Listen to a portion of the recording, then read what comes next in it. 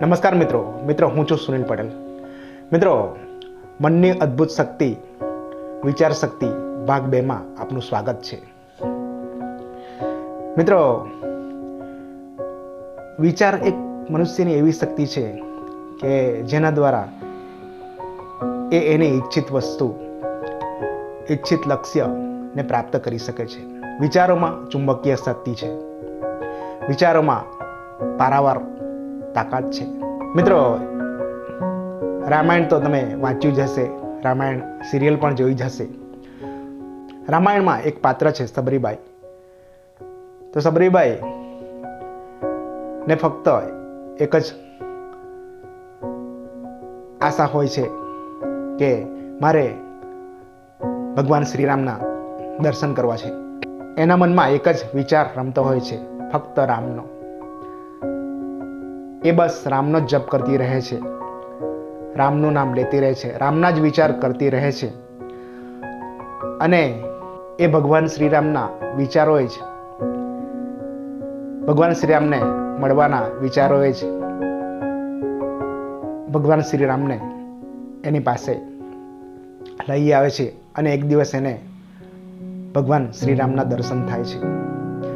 તો વિચારોની તાકાતનું આ એક ઉત્તમ ઉદાહરણ છે કે તમે જો પ્રબળ ભાવનાથી એકનો એક વિચાર કરો કંઈક પામવાનો, તો તે તમને મળીને જ રહે છે।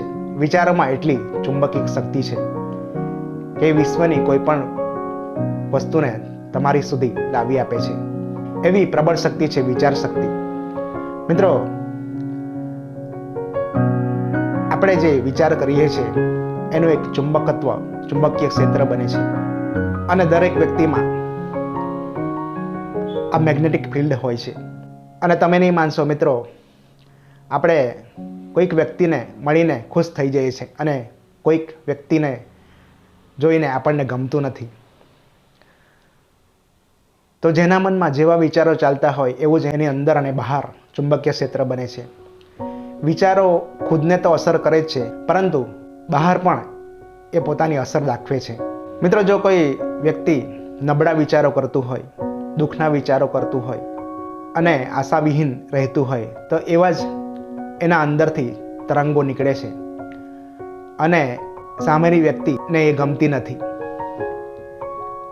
કારણ કે એનું ચુંબકીય ક્ષેત્ર નકારાત્મક થઈ જાય છે। અને જો વ્યક્તિ શક્તિશાળી વિચારો કરતા હોય, સુખના વિચારો કરતા હોય, આત્મવિશ્વાસના વિચારો કરતા હોય, સારા સશક્ત વિચારો કરતા હોય, તો એનું ચુંબકીય ક્ષેત્ર, મેગ્નેટિક ફિલ્ડ સકારાત્મક બને છે અને સામેની વ્યક્તિને એ પ્રભાવશાળી લાગે છે।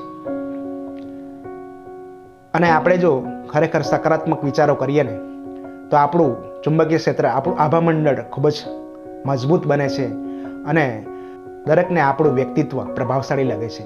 તો જીવનમાં સકારાત્મક વિચારોનો ખૂબ જ મહત્વ છે। મિત્રો, મેં આગળ વાત કરી તેમ રામાયણનું જે ઉદાહરણ આપ્યું તે પ્રમાણે વિચારોમાં એટલી તાકાત છે કે એ આપણને ઈશ્વરને પણ મેળવી આપે છે। તો દુનિયાવી ચીજનું તો શું પૂછવું। દરેક વ્યક્તિ વિચારોની શક્તિથી પોતાની મનગમતી ઈચ્છિત વસ્તુ, ઈચ્છિત લક્ષ્ય મેળવી શકે છે।